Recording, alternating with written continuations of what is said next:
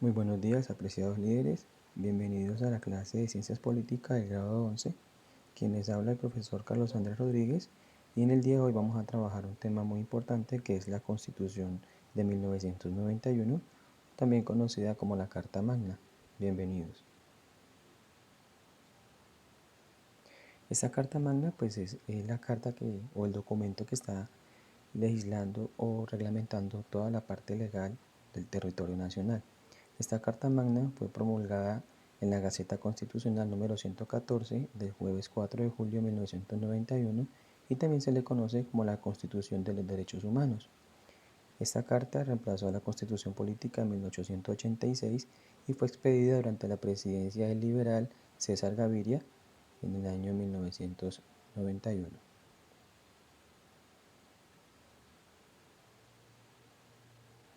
¿Cómo se constituyó o cómo se creó la Constitución de 1991? Para poderse llegar a poder constituirse esta carta, este documento tan importante en nuestro país, pues dio lugar a un movimiento estudiantil y político que propuso la convocatoria de una Asamblea Nacional Constituyente para las elecciones de 1990. También es conocida como la Séptima Papeleta, que fue respaldada por dichos movimientos estudiantiles en la elección nacional de la Constituyente del 91. Esta se vino a dar el 9 de diciembre de 1990, donde participaron entre otros pues, la Alianza Democrática del M19, el Partido Conservador, el Partido Liberal, además de 4 constituyentes con voz pero sin voto. 2 de ellos eran del Ejército Popular de Liberación, el EPL, uno era por parte del Partido Revolucionario de Trabajadores, la PRT, y otro del movimiento armado Quintinlán. Este último era producto de un movimiento guerrillero que seguía a un líder indígena que hace mucho tiempo estaba luchando por los derechos de los más desfavorecidos, específicamente de las tribus indígenas o nativos a los que el Estado poco y nada les prestaba atención.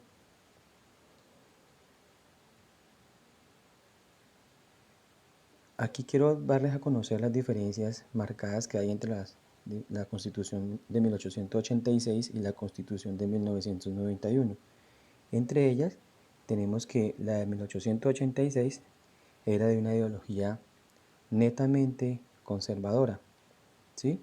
Sin dejar de lado de que era una constitución en la cual se determinaba que era un Estado de Derecho, es decir, que el Estado de cierta manera regulaba los derechos de la población y estos estaban establecidos de manera general. Dentro de esa misma constitución era un Estado unitario, es decir, que ese Estado tenía un mandato desde la ciudad capital, es decir, desde allá se tomaban las decisiones que reglamentaban a todo el territorio nacional. Asimismo, tenían una sola fe específica o una religión, que era la religión católica, como una religión oficial. De igual manera, se dividió en ese entonces, con esa constitución, el poder en las 3 ramas que conocemos actualmente, que son la legislativa, ejecutiva y judicial. Lo que marca la diferencia entre el 86 y el 91 es que los periodos presidenciales en esa época, la del 1886, hace referencia a que duraban 6 años. Dicha constitución también unificó las fuerzas militares, es decir, que recogió aquellas fuerzas militares que hacían parte de las regiones y la conformó en un solo gran ejército, que lo llamó Ejército Nacional. Y en esa constitución estaba prohibido el divorcio. Por su parte, la Constitución de 1991 trajo consigo otros cambios. Entre esos pasó de ser un Estado de derecho a ser un Estado social de derecho, es decir, que el Estado debe promover las condiciones mínimas para toda su población, garantizándole derecho a la vida, garantizándole salud, educación, vivienda digna y una serie de derechos establecidos de los cuales vamos a hablar más adelante. Dentro de estos cambios que se dio en la Constitución de 1991 fue los mecanismos de participación. Entre esos les menciono la tutela y las acciones populares, las cuales más adelante vemos un poco más detenidamente. Dentro de eso también en la Constitución se trajeron mecanismos de democracia participativa, como el plebiscito, el referendo y la consulta popular, de la cual les voy a hablar mucho más adelante, así como el reconocimiento de la multiculturalidad que tenemos dentro del territorio nacional, es decir, empezaron a darle un reconocimiento a nuestros antepasados, específicamente en las etnias que están presentes a lo largo y ancho de la geografía nacional.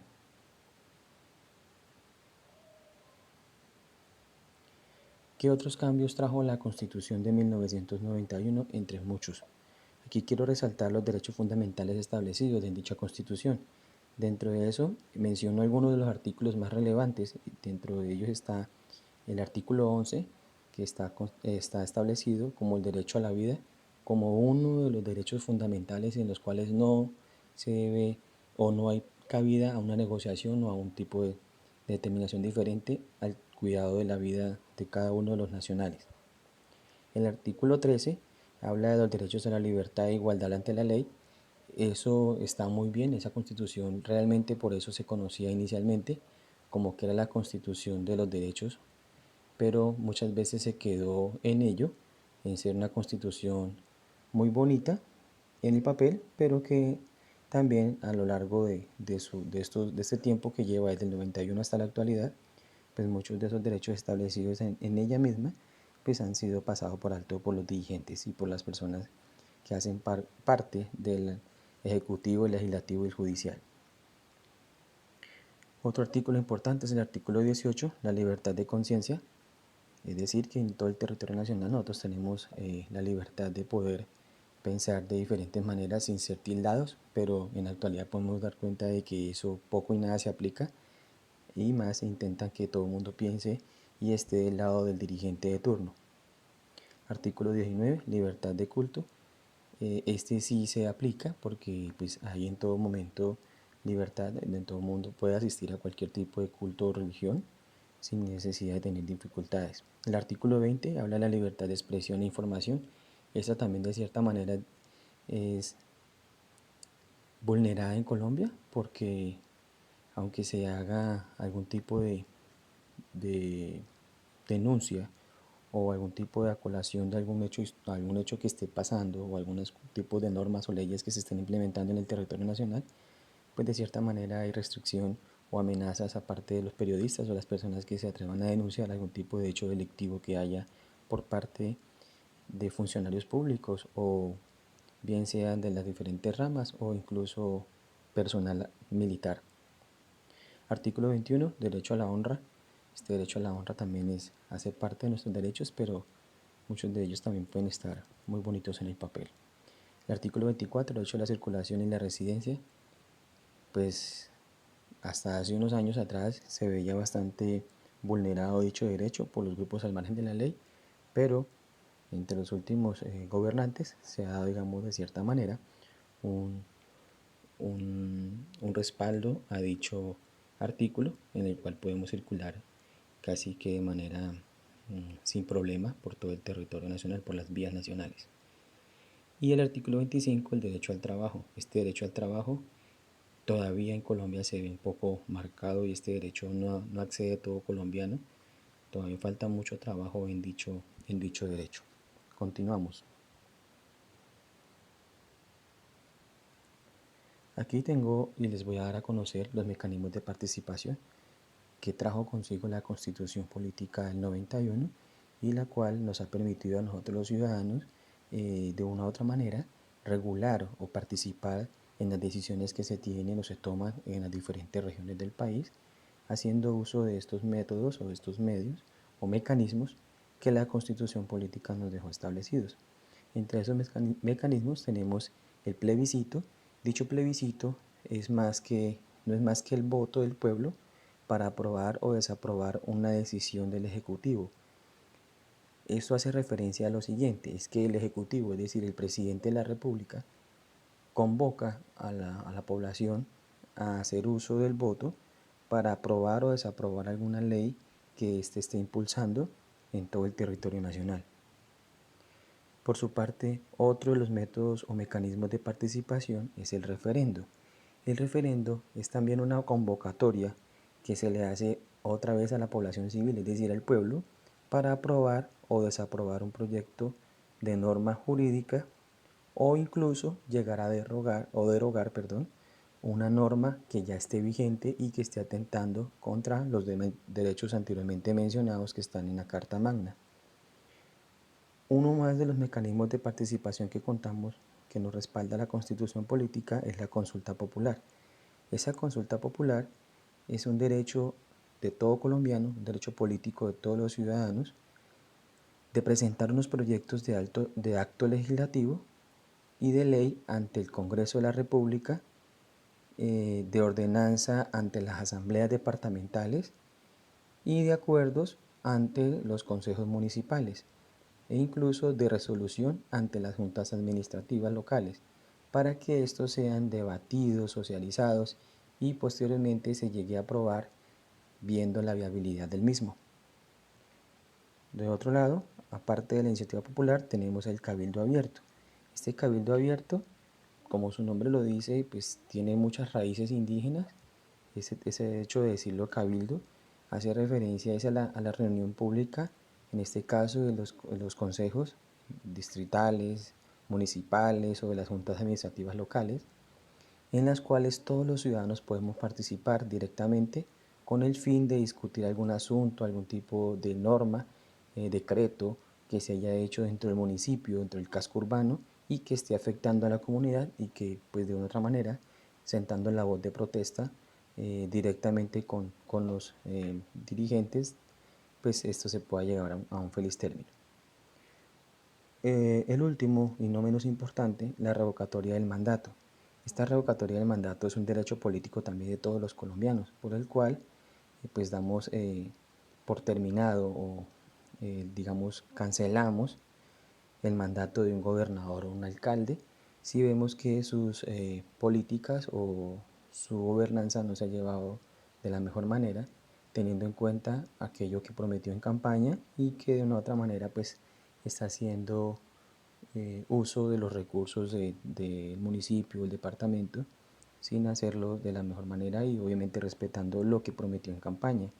Para que esto se pueda realizar, debe contar con el 40% de quienes votaron o de los votos que obtuvo dicho candidato o dicho dirigente y se hace una solicitud a la registraduría y para que, pues, que convoque a unas votaciones para hacer, digamos,